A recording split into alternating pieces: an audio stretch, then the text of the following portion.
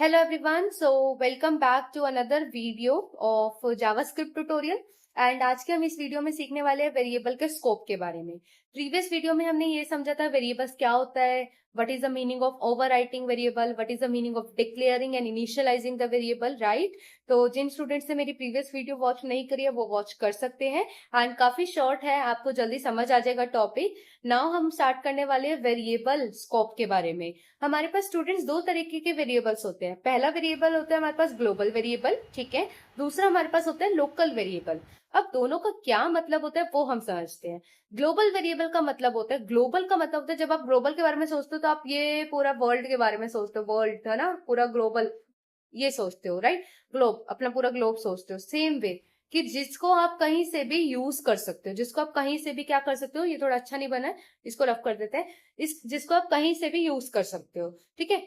ये वो वेरिएबल्स होते हैं जिनको आप कहीं पे भी डिफाइन कर सकते हो, ठीक है, अपने जावास्क्रिप्ट कोड के अंदर।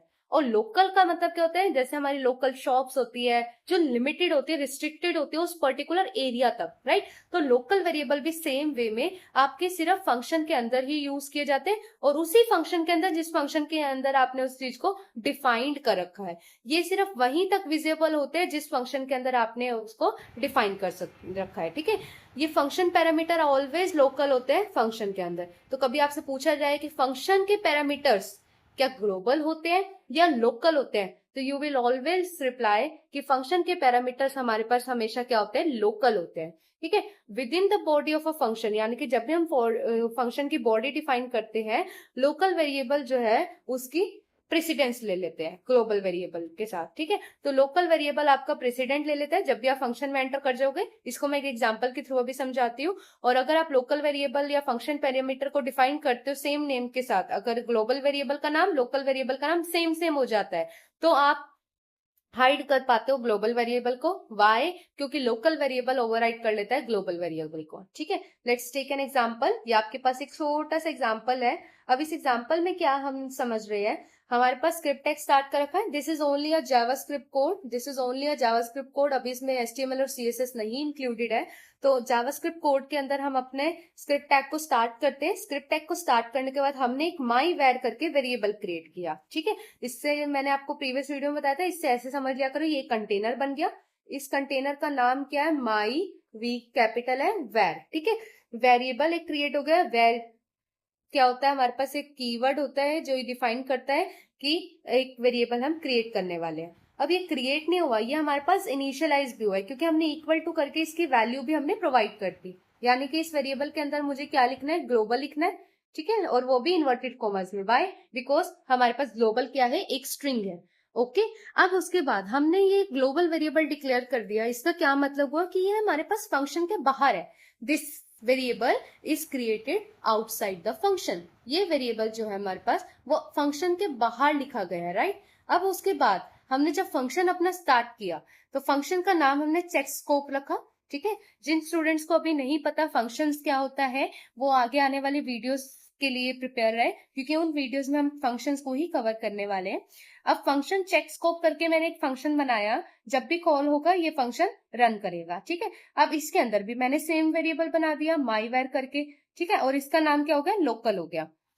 इट मीन्स क्या इसका मतलब ये होगा कि मैं एक और कंटेनर बनाऊं और उसके अंदर लोकल वेरिएबल स्टोर करूं, या फिर इसी वेरिएबल को क्या कर लेगा, ये ओवरराइड कर लेगा। जैसे हमने प्रीवियस वीडियो में पढ़ा था कि एक वेरिएबल के नाम तो सेम सेम है, वी भी कैपिटल है, माई और ए आर ये सब तो स्मॉल में है, तो यानी कि इसको तो वेरिएबल को कॉपी ओवरराइड कर लेना चाहिए था, राइट। लेकिन ऐसा नहीं होगा स्टूडेंट्स, वो डिपेंड करता है। अगर मैं यहाँ बना लेती सेम वेरिएबल, यहाँ पर भी सेम लाइन लिख देती तो वो ओवरराइड बिल्कुल करता। लेकिन now we have created the variable within the function. हमने एक फंक्शन के अंदर बना रखा है जिसके कर्ली ब्रैकेट्स ऑन है, कर्ली ब्रैकेट्स ऑफ है। तो इस फंक्शन के अंदर इस वेरिएबल का जो स्कोप है उसे हम क्या कहेंगे, लोकल वेरिएबल कहेंगे। और ये लोकल वेरिएबल क्या अभी हमने पढ़ा था, प्रेसिडेंट कर लेते हैं, यानी कि इसको प्रायोरिटी मिल जाती है। अब प्रायोरिटी मिलने की वजह से ये क्या करेगा, ग्लोबल वेरिएबल को ओवरराइड कर देगा। जिसका मतलब सिंपली ये हुआ कि अभी जो माई वेर था वो ओवरराइड करेगा, बिल्कुल करेगा। ये मैं सेम ही बना रही हूँ, ठीक है, डिफरेंट कंटेनर नहीं है। अब वो ग्लोबल ना होके मैं इसमें ग्लोबल लिख लेती हूँ ताकि आपको ये ना लगे कि मैंने एक नया वेरिएबल बनाया, ठीक है। मैं इसको इससे क्या हो रहा है कि ये पुरानी वैल्यू को हटा देगा और इसकी जगह एक नई वैल्यू स्टोर कर लेगा, that will be your local variable. ठीक है, ये क्या हो गया आपका लोकल वेरिएबल हो गया। इसको थोड़ा सही लिख देती हूँ, ये आपके पास क्या हो गया लोकल वेरिएबल हो गया, यानी कि उसने उसको क्या कर लिया ओवरराइट कर लिया। अब जब भी हम डॉक्यूमेंट डॉट राइट करेंगे तो आपको पता है कि वो राइट कहाँ होगा, आपके डायरेक्ट ब्राउजर पे राइट हो जाएगा, और माई वेर के अंदर क्या लिखा हुआ है लोकल, तो वो लोकल प्रिंट हो जाएगा। लेकिन ये प्रिंट ऐसे नहीं होगा, ये प्रिंट कब होगा, ये जिन स्टूडेंट्स ने थोड़ा जावास्क्रिप्ट को पढ़ रखा है या फिर समझ रखा है, दूसरी लैंग्वेजेस समझ रखी है, तो उन्हें पता होगा कि जब तक हम फंक्शन को कॉल नहीं करेंगे, है ना, आधा अधूरा कोड है ना, तो मैं नहीं बोल सकती कि ये प्रिंट हो जाएगा। जब तक हम फंक्शन को कॉल नहीं करेंगे तब तक ये वैल्यू प्रिंट नहीं होगी। इस बात का ध्यान रखना स्टूडेंट्स। अगर आप इस कोड को रन करते हो और आपके पास कोई आउटपुट प्रिंट नहीं होता, अगर आप इस प्रोग्राम को रन कर रहे हो और कोई आउटपुट प्रिंट नहीं हो रहा, तो इट मीन्स आपने फंक्शन कॉल नहीं कर रखा है। और फंक्शन कॉल करने के लिए आप क्या करते हो, सीधा फंक्शन का नाम bracket on bracket close semicolon, यानी कि अगर आपको इस फंक्शन को कॉल करना है तो आप सिंपली क्या लिखने वाले हो, यहाँ पर आप लिखने वाले हो चेक्स को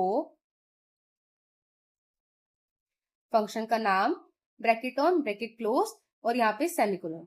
अब आप पूछोगे ये कहाँ लिखना है हमें, क्योंकि एज ए बिगनर हमें नहीं पता ना फंक्शन का कॉल कहाँ होगा, तो ये आप सिंपली इस लाइन स्क्रिप्ट टैग के पहले लिखने वाले हो चेक्स को bracket on bracket close semicolon, जिससे आपका फंक्शन ऑटोमेटिकली रन हो जाएगा। ऑटोमेटिकली मतलब कॉल हो गया, तो कॉल होके वो प्रिंट करके दे देगा, राइट। अगर आप कर्ली ब्रैकेट्स के बाहर फंक्शन को मतलब वैल्यू को डिस्प्ले करते हो, आप जैसे फॉर एग्जाम्पल लेट से यहाँ पर हम फंक्शन को नहीं, नॉर्मल वैल्यू को डॉक्यूमेंट डॉट राइट करवा देते हैं इस लाइन पे ही। आप फंक्शन अगर कॉल नहीं करना चाहते तो आप यहाँ डॉक्यूमेंट डॉट राइट करके लिखोगे माई वैर को, तो वो किसकी वैल्यू लेगा ये आप मुझे कमेंट बॉक्स करके बताना, क्योंकि आप ट्राई करोगे तभी आप कमेंट करके मुझे बता पाओगे, राइट। तो मैं आपका वेट करूंगी कमेंट बॉक्स में कि आप डॉक्यूमेंट डॉट राइट को अगर स्क्रिप्ट टैग के जस्ट ऊपर लिख देते हो माई वैर वैल्यू को प्रिंट कराने के लिए, तो उसमें कौन सी वैल्यू आपकी प्रिंट होगी। So this is all about today's video कि लोकल वेरिएबल क्या होता है, ग्लोबल वेरिएबल क्या होता है।